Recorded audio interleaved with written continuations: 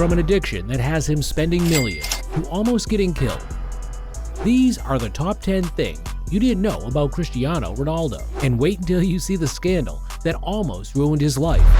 But I gotta start from his childhood, man. And growing up, he was a different ballgame. Growing up was tough for Ronaldo. His family was poor and they lived in a one-room apartment in the lower parts of Madeira. Sometimes, Ronaldo would go days without food, and according to him, he never had nice clothes or new stuff to try on like other kids. It is true that we didn't have much money at the time.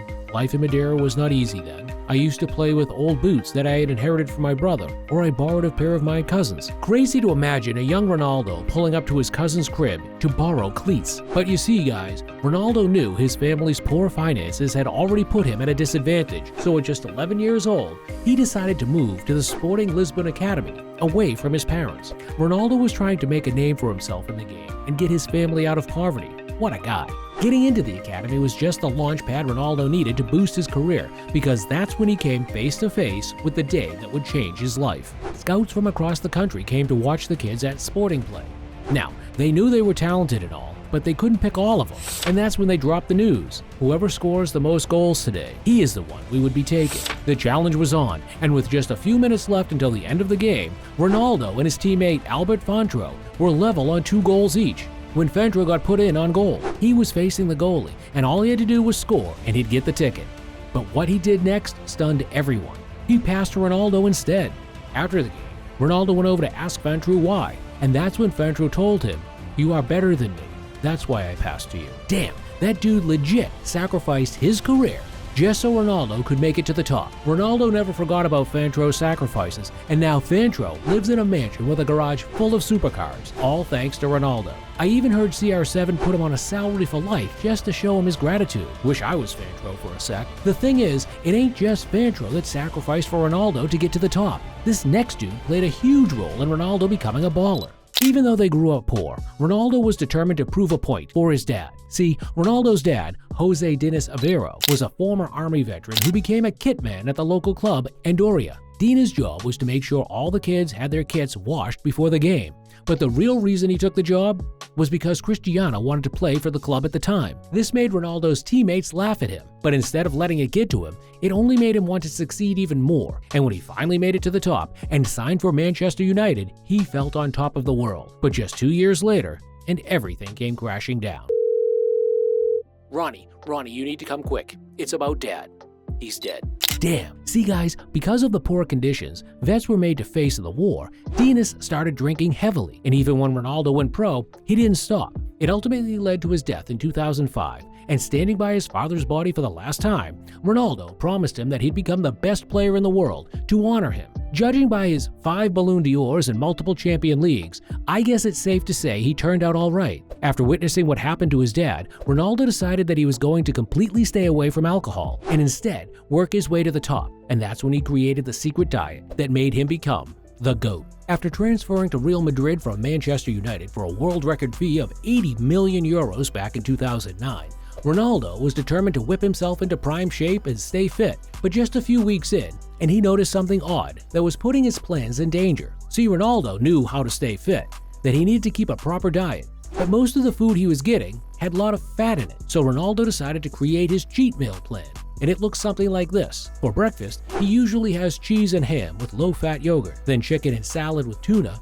olive oil, eggs and tomatoes, fresh fruit and avocado toast for snacks, and fresh swordfish and salad for dinner with steak and calamari. Damn, Ronaldo's eating all this healthy stuff, and I'm here stuffing my face with an all-you-can-eat burger from McDonald's. Ronaldo's diet turned him into a beast and helped him remain at the top of his game for years. I mean, the dude is 37 and still balling for both club and country. But there is one thing Ronaldo is addicted to that has him spending millions of dollars: supercars. Ronaldo loves them because of one special reason. See, in his early days at the Sporting Lisbon Academy, Ronaldo found it hard trying to fit in, and because of that, he came late to classes sometime. On one particular occasion, Ronaldo came in late as usual, and this time, the teacher gave him a special waistband they called the Ferrari to take out the trash in the hallways. His classmates were laughing at him, and that's when Ronaldo told them, "You can laugh all you want, but one day I will have a whole bunch of supercars." Ronaldo wasn't kidding when he said this, because now, in his garage, he's got the 3 most expensive Bugattis in the world: the $1.7 million Bugatti Veyron,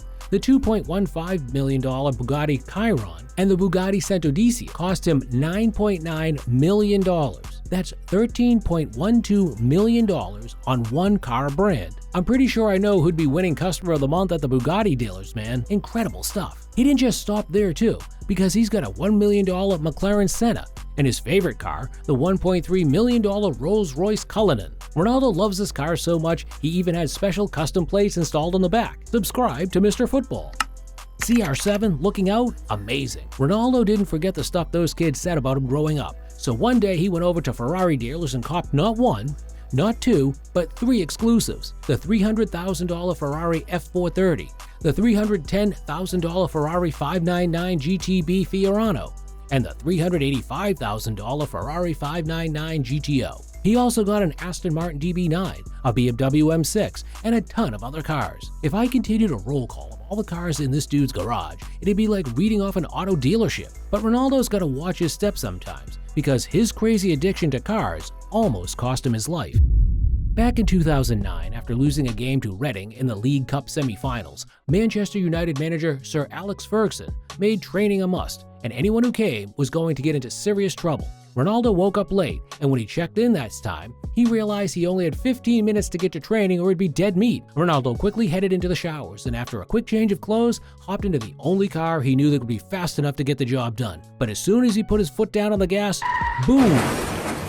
The crash was heavy, and with all the smoke coming out, people thought it was for Ronaldo. But lucky for him, he managed to escape without any serious injuries, and even managed to train later that day. Come on, Ronnie, you gotta slow down a bit. This ain't Fast and Furious. Ronaldo was thankful too, because if he had died, then everyone would have figured out the secret he'd been trying to hide for years. In 2009, the news broke out that Ronaldo was expecting a baby, and everyone thought it was going to be with his former partner, Irina Shayk, except she wasn't pregnant at all. It had the entire world stunned, and people were trying to figure out who the mom of Ronaldo's kid was. Cristiano Jr. was born in 2010, and Ronaldo decided to hide her identity from the whole world. I will tell Jr. when he is of age, when the time is right, because he deserves to know the truth, not because someone pushed me into it. Turns out Ronaldo paid a mystery woman a whopping $10 million to keep her identity a secret. Damn, this guy is moving shady. Ronaldo's pretty good at hiding stuff about himself, but this next one, not so much.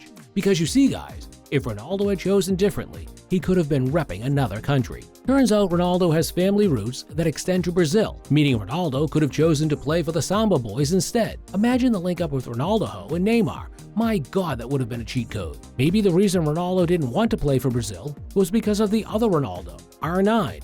Now, when he first came onto the scene, most people thought CR7 was related to R9 because they share the same name, but in CR7's case, it's different. My parents named me after Ronaldo Reagan because they liked his name and thought it sounded strong. I know my father admired him. Ronaldo was named after a US president? The man was destined for success. But even with a name like that, it hasn't been all smooth sailing for Ronaldo, because back in 2019, he had one crazy scandal that almost ended his career. While he was still repping Real Madrid, the Spanish Tax Federation opened a case against Ronaldo in 2015 over the non-payment of taxes. Ronaldo tried to cover it up, and after he left Real Madrid to go sign for Juventus that summer, he thought it was over, until the court finally decided to speed up the case and did the unthinkable. They slammed Ronaldo with 2 years of jail time. There was no way CR7 was going to jail like that, and lucky for him, he was a first-time offender, so together with his lawyers, Ronaldo pleaded guilty and had to pay a fine of $17 million. Ronaldo makes serious bank every season, so the fine probably meant nothing to him.